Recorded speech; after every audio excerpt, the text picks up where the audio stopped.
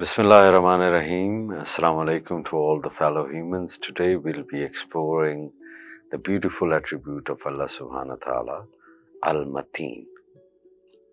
Allah is perfect in His strength and in His firmness. The attribute of Al-Qawi pertains to the perfection of His power, while the attribute of Al-Mateen is the virulence, the all-pervasive actions of this strength. None can be saved from this strength. No force can oppose it. Nothing causes difficulty for it. Nothing can weaken it, nor does that strength need any aid. Allah has compassion and He has punishment.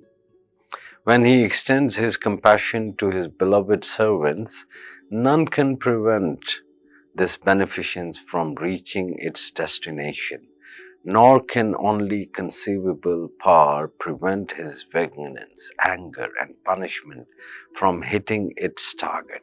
The servant should hope for all good and beauty to come from Allah, and should fear only Allah's punishment. Thus all other fears disappear from the hearts of servants who are attached to their Lord. So who is Abdul Mateen? Abdul Mateen is the servant to whom the mystery of the attribute of all-pervasive strength of Allah is given.